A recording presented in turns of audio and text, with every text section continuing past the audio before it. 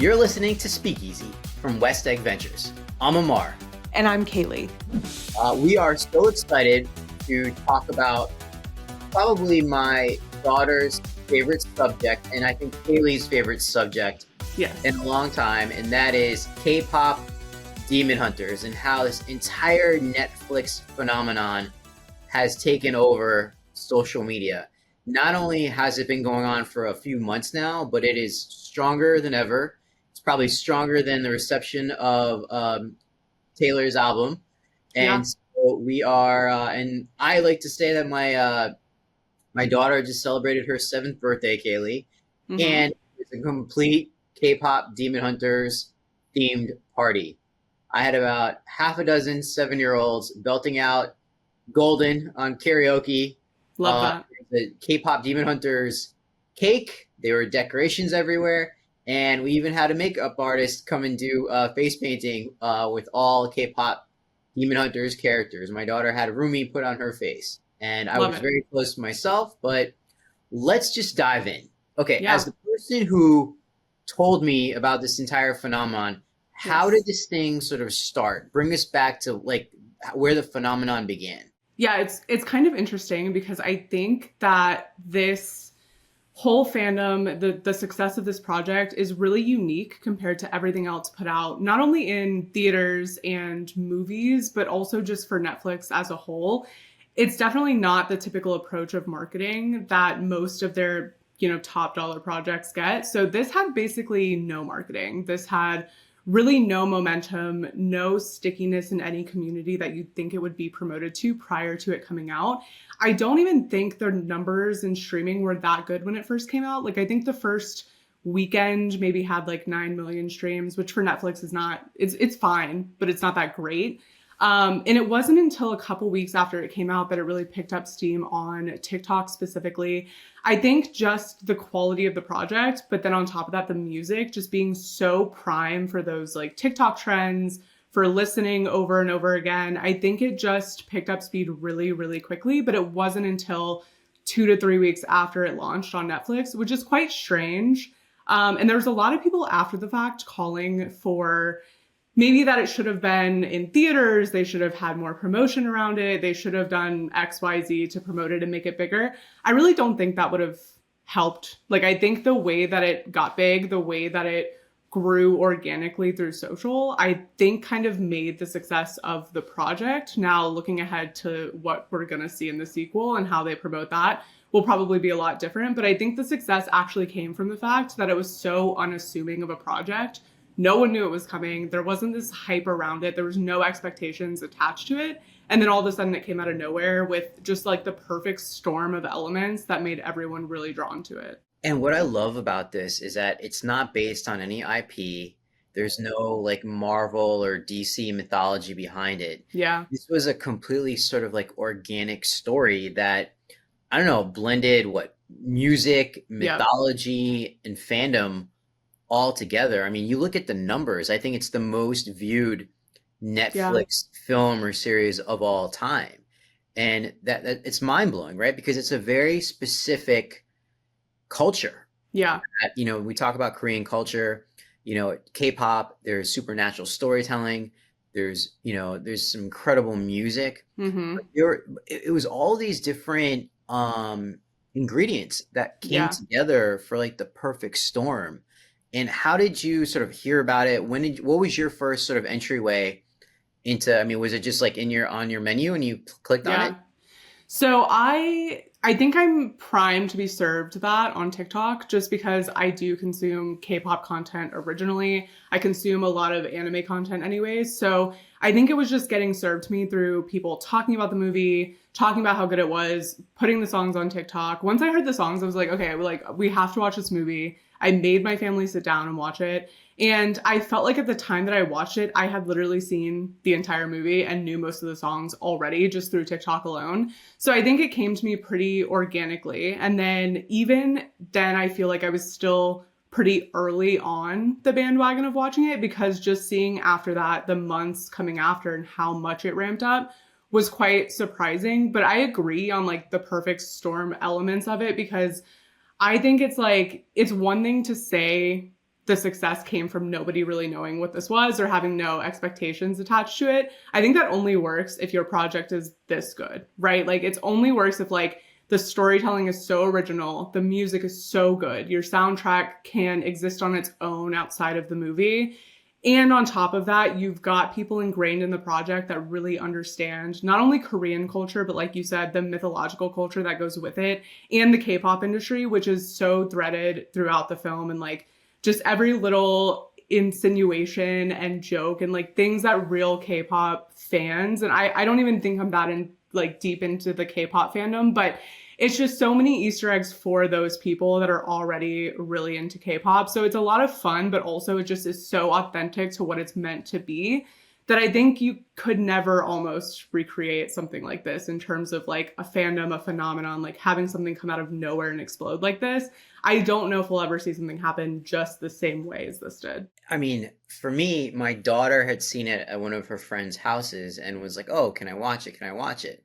And I initially didn't really pay much attention. So I asked you and you were like, okay, it's okay to watch. Mm-hmm. So she watched it and became obsessed with it. It's like the entire soundtrack is what we listen to going to school, coming back from school. Whenever it's just she and I in the car, we're both belting out the songs. I mean, there's an entire phenomenon of dads and daughters, dancing, to this song because, it's sort of like, it's become a niche within, the dad community, as well. And I think my daughter became so obsessed with the film that she started to eat ramen just because of the film.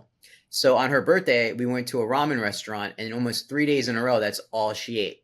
So I love the fact that it's introducing so many different people to the world of K-pop and Korean culture that you never thought about something like this and how it can sort of, and that's the beauty of where we are right now in the community and the way the film sort of engages. And I love the fact that, it was something that happened. Like, I mean, the director, Maggie Kang, I mean, we know like she's directed like some Lego properties, some Disney stuff, but this was her first feature film. And I know she was like a co-director with, this guy who made Wish Dragon, this guy named Chris Applehands, who was a white dude. Yeah. Right? They all combined together. They found like they were inspired, I think, by BTS during like the pandemic. Right. And they worked with some incredible performers and musicians, with the songwriting. And what I love is like the music is ingrained. It's so good. And I think that's kind of why we're seeing the singing voice actors really blow up right now. Like, it's kind of funny. There's like two sets of voice actors for anyone who doesn't know, hasn't seen the film. You've got your speaking voice actors and you've got your singing voice actors. It's funny because all of the speaking voice actors can also sing, but it just speaks to then the talent level they brought in with the three actual like vocal singing actors. But they all kind of like resemble their characters a bit. It's like having two sets of the real life characters from like different dimensions existing at the same time. It's quite like uncanny, but I think the singing actors are getting a lot of attention right now because of just how in-depth the music goes in terms of like really creating something, like I said, that can live on its own. Like you don't have to watch the film to enjoy the music, but when you do, you really understand how the music plays a part in the narrative, in the storyline. The voice of Rumi, who does the singing for Rumi, EJ, she not only is responsible for so many like top K-pop hits already, like she's a writer behind the scenes, was a trainee until she was like 13 or 14, and really like understands the industry, understands K-pop, the music, and really knows kind of what's going to make that stickiness with those songs and the fans. And I think that really helped, right? Like having somebody and having a lot of people work on this film, both from inside Korean culture and like you mentioned, like having a white dude, right? Like bring his perspective on it and what's going to make it like hit for specific audiences. It was just like the perfect combination of people who were really passionate about it, right? Because this isn't a project that had a ton of, like, they were given 90 minutes. Like, there wasn't, let's figure out what the best format for this is. Like, in my opinion, I think with this story, it's so rich. It should have been 8 episodes and, like, had a full series. But they were given 90 minutes to, like, put something out and see how it did. And so it's just a lot of people who were really passionate about the project, the culture, the story that was being told. And it's just interesting because I think it's really helpful too that K-pop has its own fan culture that already exists, right? Like you've got the dances, those go viral all the time. You've got the light sticks, you've got like built-in elements of K-pop that you could use and play on to not just market, because they didn't really market a lot, but this post-launch, like just riptide of people watching this film and getting into it, like all of those things set themselves up for fandom to grow around this film. And so I think when you look at something like it's funny, there's a scene in the movie where Bobby, the manager, is like scrolling through a TikTok like app, and every single video is someone dancing to Soda Pop. And it's funny because it's like the life imitating art element of the fact that like for months, I mean, it's still a trending song. It's still something people are doing. And like, I see it all the time. The longevity of that trend and those elements could not have happened, I think, without that K-pop element of the story, because they're just naturally inclined to then become their own trends without Netflix having to force it, right? Without anyone having to say like, let's create a viral campaign. They just create themselves. And I think that's just part of what makes this movie so special, is that like, and the fandom so special, is that it's all ingrained. You didn't have to inform the fans how to engage with it or how to make it grow or how to like make it, you know, blow up and get to a certain amount of views so they could get a sequel. Like they just intuitively knew like what had to be done on the fan side to make this successful. And so we saw it play out, but it's just funny because I think about that moment all the time when I'm scrolling and seeing like 100 people do the Soda Pop thing. I'm like, they manifested it. Well, even my son got into it. Like he wanted to, like, I mean, he got one of the Saja boys like basically face paint on it. I mean, and that was the thing, is that it wasn't just dedicated to like a certain audience. Yeah. It like I said, dads got into it, siblings got into it. Yeah. It became one of those that permeated the culture. I mean, the last time I saw something this big of a juggernaut was like Frozen. Yeah. And this year you're going to see like every kid is going to be Halloween, Rumi, or is going to be, just like, little girls who dress up as Elsa. I mean, it's just, it's incredible. The other thing that I thought was really interesting was the fact that, like the way you have Swifties and you have like groups of fans, you're catering to a culture that already exists, like you mentioned. Yeah. And it's really great when you can serve the fan as well as open it up for other audiences. Yeah. And what I loved is that the director it was a very personal film in a way, where she's like, I think she said she was talking about how weird she was and now everyone's going to see how weird she was. And I think that's what people want to see. They want to see original stories. And I think this property became, really kind of created a masterclass for storytellers to tell their truths. And it doesn't matter essentially what culture you come from, once you're authentic to it, you create, I think, like a universal, like generic quality that transcends it, and I thought that was great. I love that too. And I've seen so many TikToks of people being like, okay, I love K-pop Demon Hunters, so now like,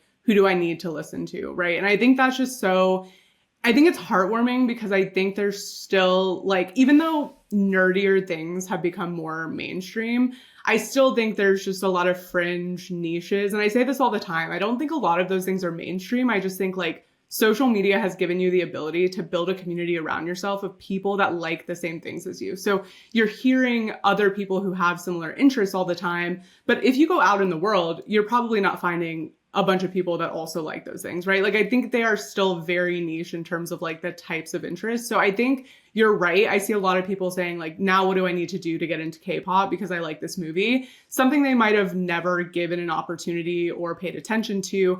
And it's like already huge in the United States in terms of like K-pop groups that are really selling out stadiums and doing all that. But what's crazy is like Huntrix, which is like not even a real group, became like the top selling female pop group in the country on Spotify or whatever. It's crazy. And so it's like, I think it's those elements that, like you said, introduce people to culture and things they might have never considered or been open to, because it's something that creates like a bridge between them.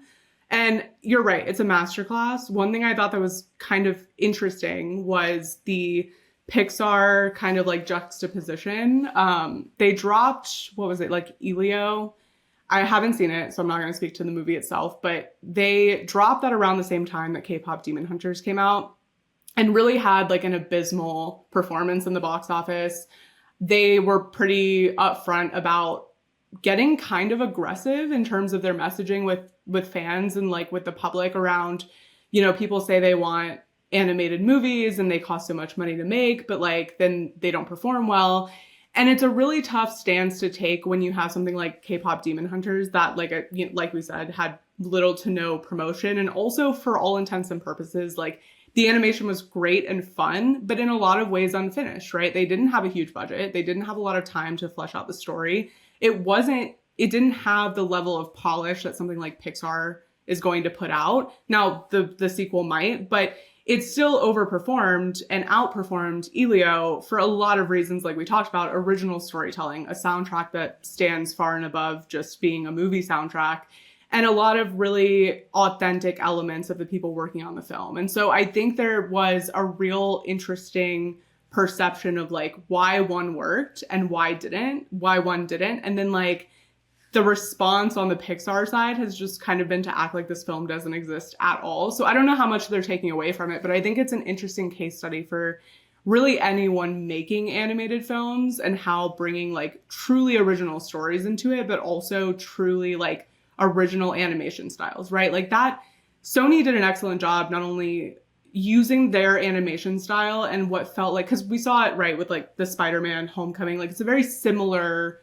model of animation, but bringing in like anime elements that I thought were really fun, like the hard eyes, the very like over the top emote kind of style that you would see in some animes, bringing that over into a different type of animation style made it feel really unique. And so I don't know, it was an interesting comparison at the time with them coming out at the same time, having very different levels of hype and promotion, and then premiering in different ways, one theatrical, one streaming. So it's gonna, I think, inform a lot of studios on how to not only create but also then promote animated films. Yeah, I agree. And I think, to add on to what you were saying, it reminds me of that phrase, there's riches in the niches, right? Mm-hmm. And they took the niche of K-pop music, they combined it with demon slaying in an entire world of like horror. I mean, and it was interesting because I think the creator said that, initially when she was creating the subject,